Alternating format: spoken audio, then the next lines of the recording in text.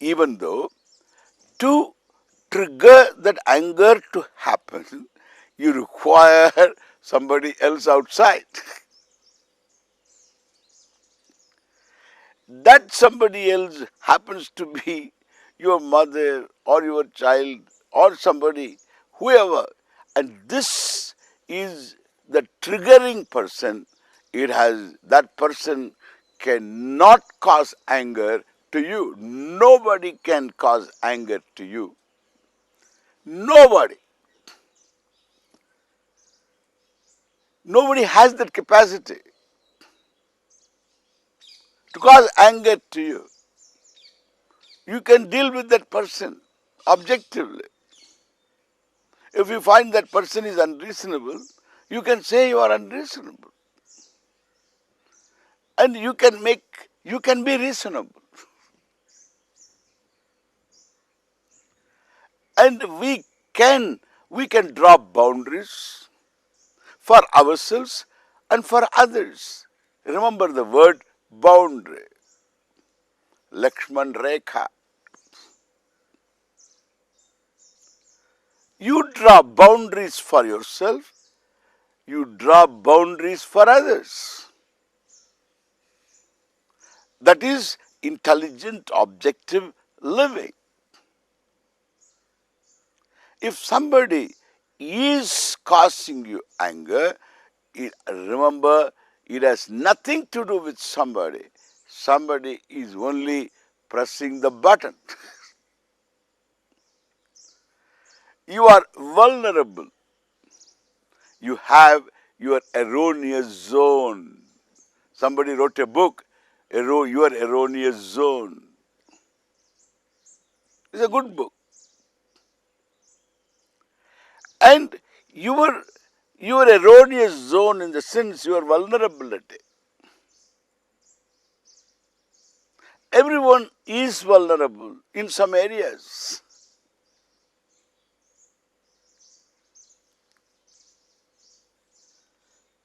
And therefore, anger happens because there is inner pain.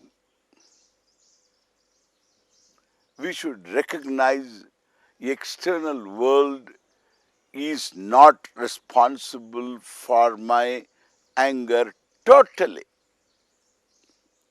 External world gives a helping hand,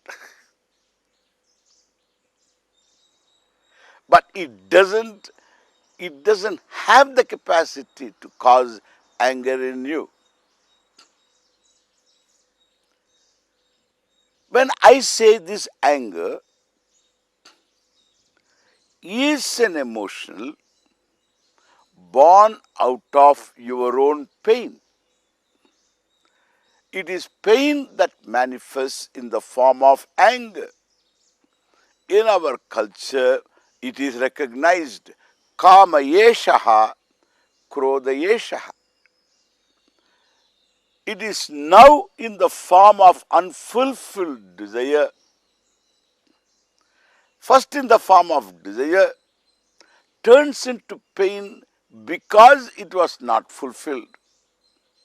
And therefore, this unfulfilled desire becomes anger now. Kama yeshaha, krodha yeshaha. Therefore, krodha is only a cloak of pain, another modification of pain. That is why after those acting out this anger, acting under the spell of anger, one becomes sad. In anger, one screams, one shouts, one does varieties of things, one beats. Afterwards, becomes sad for one's action. Even when one doesn't regret for the action, there is a sadness descending from nowhere. In fact, that is the pain which is the cause for anger.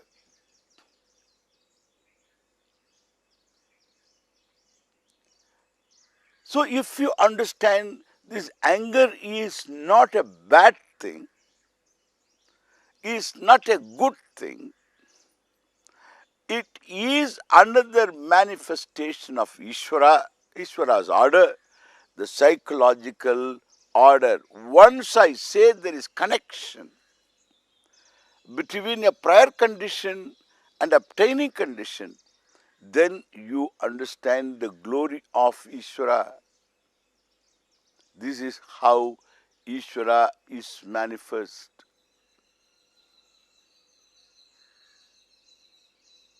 In this, when I recognize this, I am not giving a sanction to victimize somebody when you are angry.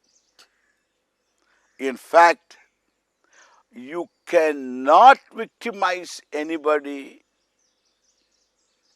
because you have a legitimate emotion. Your emotion is legitimate. You cannot be otherwise. There is nothing wrong to be angry, nothing wrong to be hateful, nothing wrong to be jealous. Watch my words. I say there is nothing wrong to be jealous, nothing wrong to be hateful, nothing wrong to be angry. No Swami will say this. I say this because it is all Ishvara. But everything is wrong to victimize somebody.